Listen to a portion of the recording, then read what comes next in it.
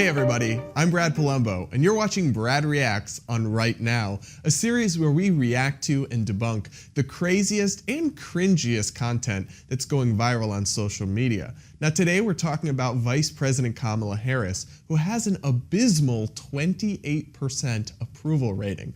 But on some corners of the internet, Kamala still has her stans and her fans, and we're going to look at some of the cringiest Kamala appreciation posts out there on TikTok. Producer Zeke, let's roll the first one. No, all my ladies listen up. If that boy ain't giving up, lick your lips and swing your hips, girl, all you got.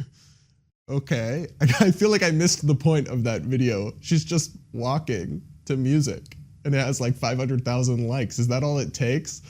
I guess her fashion, maybe? And look, she's a nicely dressed enough politician, but I don't really get what about that was worth 500,000 likes. Producer Zeke, what do we got next? Stranger.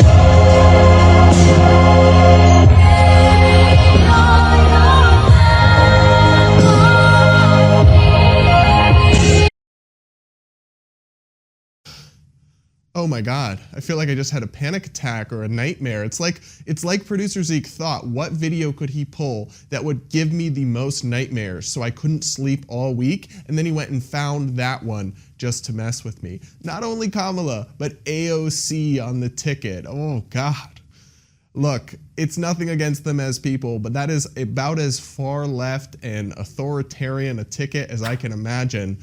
And seeing as Kamala Harris is only getting 28% approval from the public, it seems highly unlikely to me that she's going to be the next presidential nominee. That's to say nothing of AOC, who's literally only ever won a House seat in a super blue district. Same with Kamala. She was elected as a senator from California, not exactly a swing state. So if that's your ticket, it might give me heart palpitations, but I don't actually think it would give the GOP that much trouble. Producer Zeke, what do we got next? We are now looking at the first black female vice president. Y'all take a look at her right there. Y'all can say what you want about her track record, whatever the case may be. Homegirl fought her way to the top.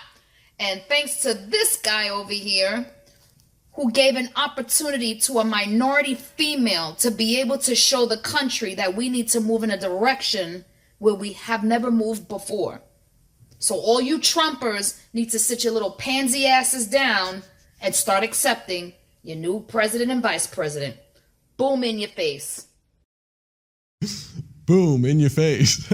Well, look, I do accept that they're president and vice president. This is from right after the election, but I can't help but notice how cringe it is that literally for Kamala fans, the biggest accomplishment or good thing they can say about her is her race and her gender.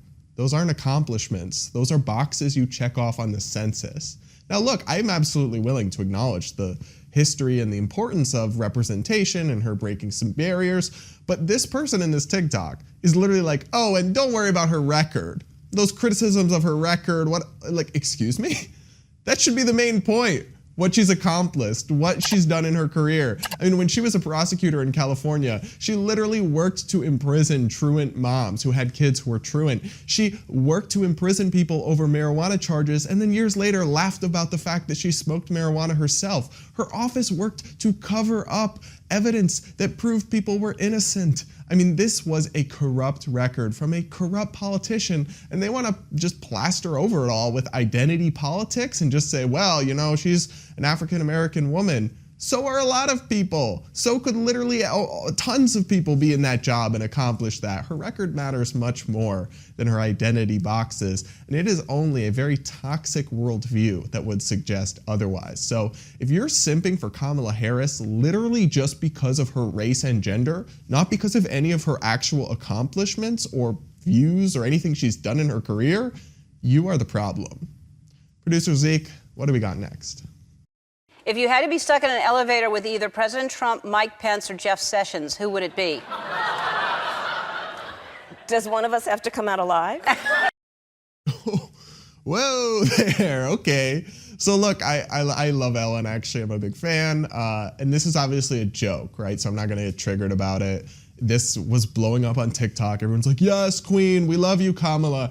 I'll just point out, obviously she's joking. I'm not gonna get triggered by it, but I will point out that if a Republican went on TV and joked about killing Democratic competition elected officials, everyone would have had a meltdown. But when a liberal politician does it, the collective response on the internet is, yas, queen. And that is not okay, that double standard. So look, Kamala's not particularly funny. That was a joke. She didn't mean it seriously. But it reveals something to me about the hypocrisy of the people that worship her. Producer Zeke, what do we got next?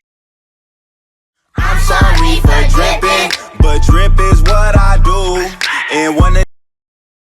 So this one cracked me up because it literally has like 750,000 likes, and it's just her holding an umbrella. Like, is that all I have to do to get an army of simps, is just record myself or have somebody happen to record me holding an umbrella and then put music on it? Like, what exactly has she accomplished to earn these people's love and adoration? Because more than 70% of the American public think she's doing a terrible job as vice president on the merits, but these internet simps just worship her because of, I don't know, her style or the way she holds an umbrella or something, or I guess just the identity politics of it.